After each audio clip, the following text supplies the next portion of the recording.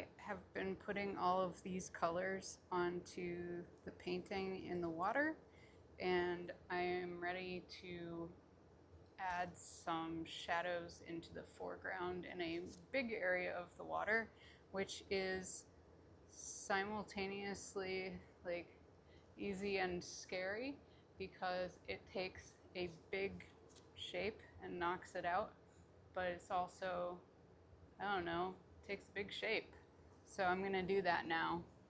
I'm using this brush that has some mongoose hairs, so it's soft, but it also has good flick to it.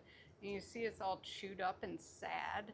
It's because I didn't know any better and I left it soaking in solvents, and you don't really need solvents at all with your brushes.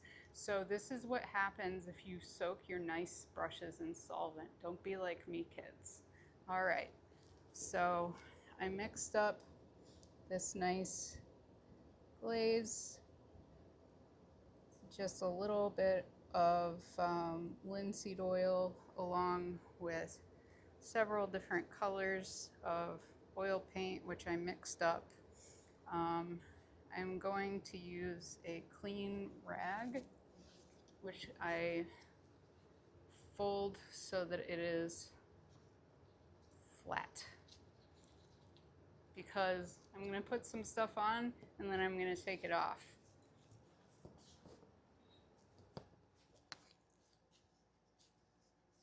So that is fine, but maybe darker than I want it to be. So I'm going to put on more paint, but then I'm going to take it off. And this will help me get a more even application.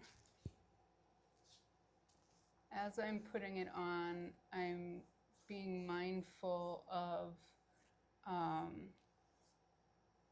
the other shadows that I have and the direction that the waves are going in the water. Because you are describing things with every mark that you make. So you want it to be meaningful, even if you're gonna quiet it down a little bit. And if you bring your brush off of the paper, or not the paper, this isn't paper. If you bring it off the panel more horizontal to the panel, it'll show less of an evidence of you bringing it up. Whereas if you bring it up hard like that, you have to see how it squishes the paint out. And then you have to try to hide that, and that's a pain in the butt, and we don't need to do that. See how that takes so much longer than if I had just been gentle with it and been nice. All right, so yeah, I'm gonna put some more paint on there. You know, putting paint on the painting, taking it off, blah, blah, blah, blah, blah.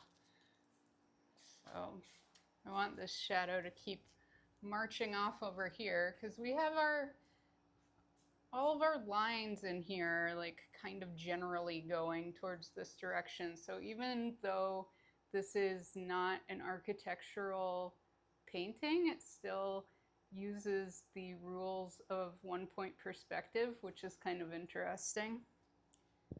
Find those out in the wild.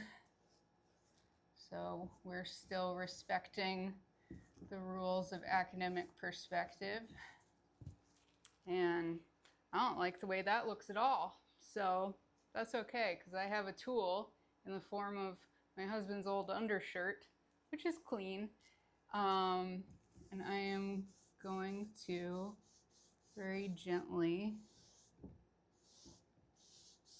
soften things up. And if I want to, I can go in some circular movements and make the area that I'm filling in a little broader and a little bit softer. You see how that sort of takes the edge off. We're all about taking the edge off here, baby. So if you want it nice and soft, you can do that. And I can't really tell how what I'm doing is playing with the rest of the painting right now because I'm too up in its business. So I'm going to walk across the room as I get my paint over here, which is part of the reason why I always keep my palette far away from my painting as far as possible, although this is a pretty narrow room. So, you know, you do what you can with what you got, but it helps to keep in mind that you're not just focusing in on this little dinky detail, that you have to make sure that the whole painting is playing nicely together.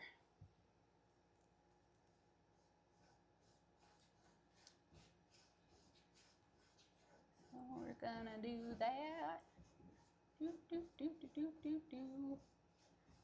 And I just did a bunch with these purple shadows and mid-tones earlier. So they're wet, so I don't want to get too much up in there because then I will end up with white paint in with my darks and it will not glaze in the same way and it'll look chalky. And I don't really want that. So I'm just softening things. I'm gonna back up. All right, so I need to make some more colors because I don't have enough colors in order to accomplish the things that I want to accomplish in that area. So I'm gonna say goodbye so that I don't bore you with mixing colors and fussing over it. So stay tuned till next time when you'll see if I figured out how to make the shadows correctly. All right.